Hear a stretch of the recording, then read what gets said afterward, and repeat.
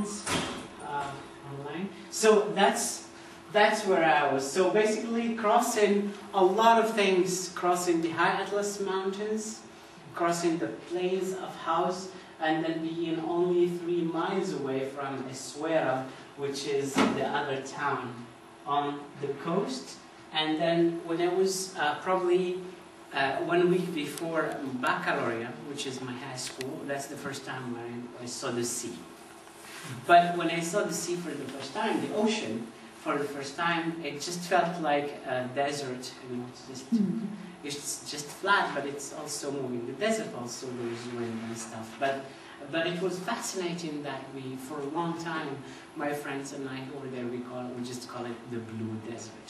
So for that purpose. So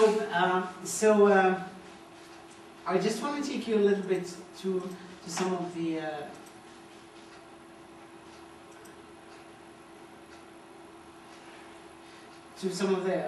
the elements of what we actually talk about. You know, academicians, you know, they always like to define things because we like to define words.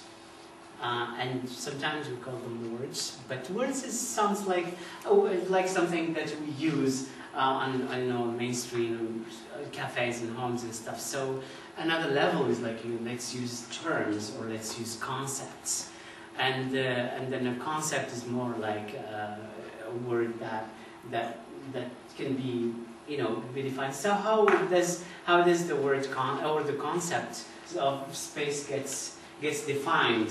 I pulled these, you know, some of these definitions randomly, just to kind of try to go, you know, as far as we can around. I know that there are some cultural anthropologists who work on space, and then they have more, you know, academically rigorous kind of, you know, definitions that are really part of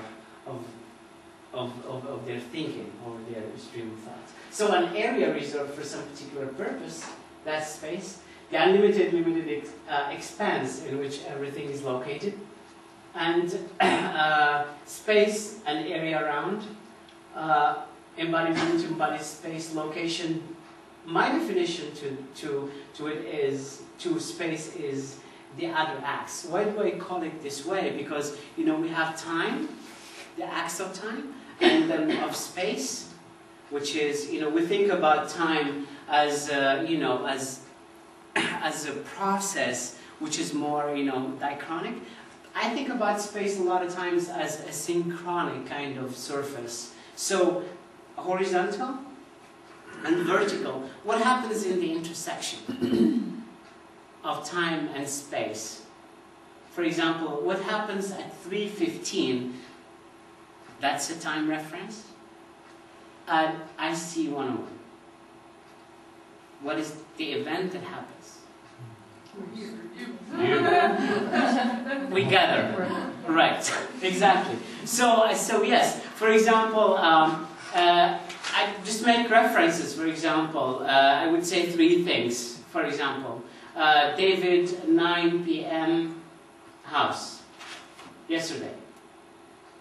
What happened in that axe of time, in that intersection, if you can remember? I don't even know if I was home by then.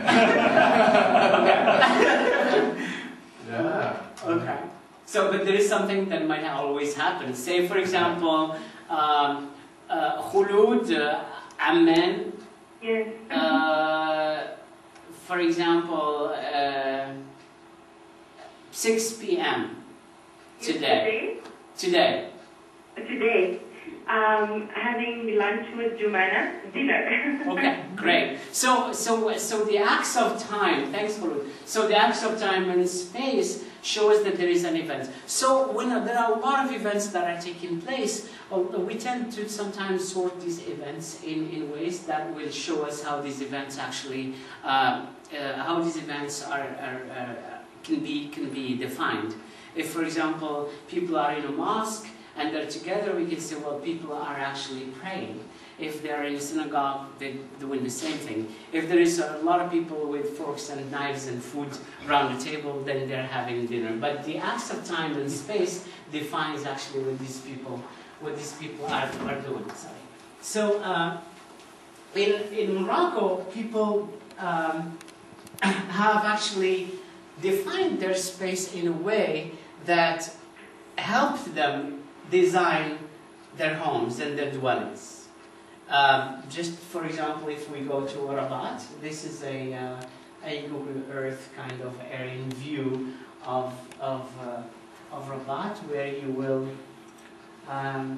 see that what is called the Medina area, which is a section, the old section of town, of the town of Rabat. Has anybody been to any cities like that in Egypt, for instance, the Middle East, Morocco? Okay. So a lot of times people have tried to build, a section of the city, and then they build again another section later on. But what happened in Morocco specifically is one person maybe has come to this area and built a house in here.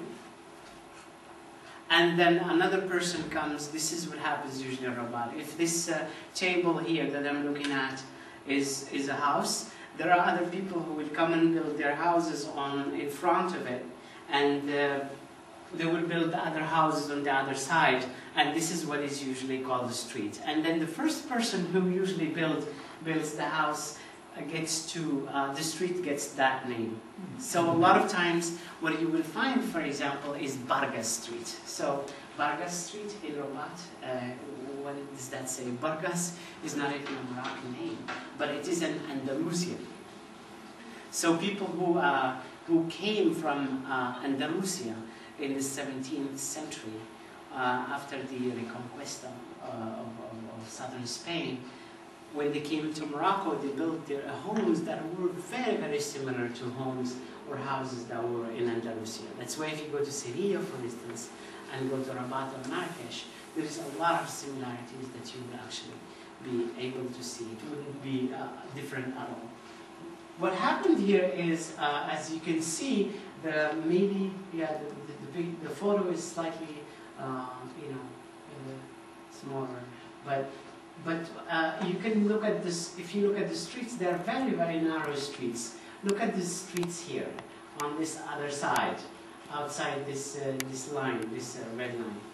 The streets on here, you can think about them as more geometric, and this is what usually we call the military architecture, like Paris, Washington D.C., Rabat, Casablanca. Why do they call it, or why does it get called military architecture? Is that it's really very interesting. But where the red dot is can be what we usually call a roundabout. So if you think your soldiers, if you're head of a regiment, and your soldiers are in that roundabout, they can actually be looking at all the other streets. So whoever passes, if the enemy passes on this other street here where my red dot is, they should be able to shoot them.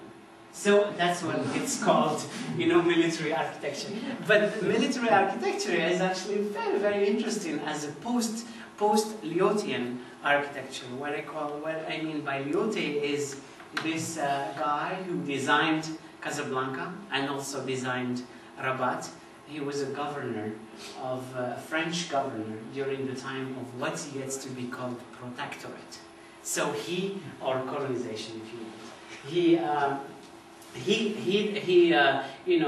He designed the cities. So what he did is, he was one of the first people to think about, cross-cultural or cultural sensitivity. He was very culturally sensitive. He respected the culture, as his bio says. He respected people, he respected the mosques, he did a lot of things that actually gave him that label of one of the most culturally sensitive governors.